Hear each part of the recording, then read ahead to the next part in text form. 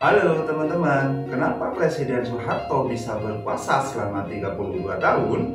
Seperti kita ketahui, masa jabatan maksimum seorang presiden adalah 10 tahun atau bisa dikatakan 2 periode, yang mana 1 periode adalah 5 tahun. Sebelum kita membahas alasan kenapa Presiden Soeharto bisa berkuasa selama 32 tahun, kita harus tahu dulu sejarah singkat jabatan presiden. Nah, di Indonesia teman-teman, ada 2 presiden yang pernah menjabat lebih dari 10 tahun. 2 presiden itu adalah Presiden Soekarno dan Presiden Soeharto. Presiden Soekarno sendiri menjabat selama 22 tahun, di mana pada saat itu beliau dilantik pada tahun 1945 dan digantikan di tahun 1967. Nah, sedangkan Presiden Soeharto beliau menjabat selama 32 tahun, di mana beliau dilantik pada tahun 1967 dan beliau dilengserkan pada tahun 1998. Lengsernya Presiden Soeharto ini berkaitan juga dengan kerusuhan Mei 1998.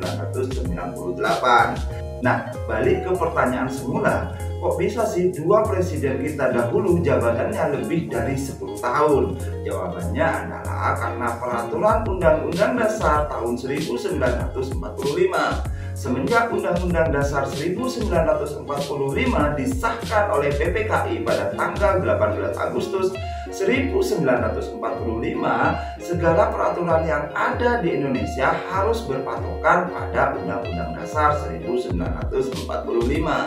Undang-Undang Dasar 1945 sudah mengalami 4 kali amandemen atau mengalami perubahan di tahun 1999, 2000, 2001, dan 2002.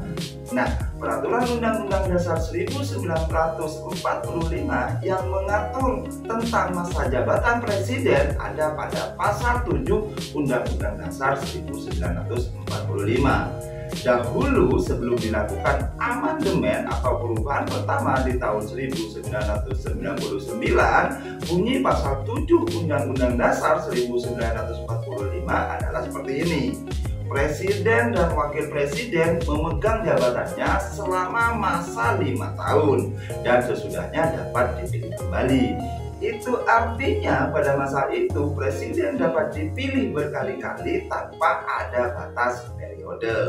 Dan itulah mengapa 2 presiden kita terdahulu pernah menjabat lebih dari 10 tahun. Ditambah lagi oleh manuver politik Presiden Soeharto yang sangat baik pada masa itu, maka beliau bisa berkuasa hingga 32 tahun. Akhirnya setelah Presiden Soeharto lengser, maka pasal 7 Undang-Undang Dasar 1945 ini diamandemen atau dirubah pada era Presiden Habibie.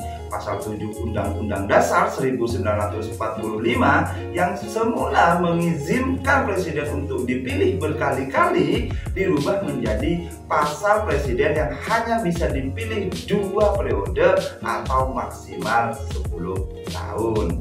Peraturan ini akhirnya berlaku hingga saat ini, di mana presiden hanya bisa dipilih sebanyak 2 kali.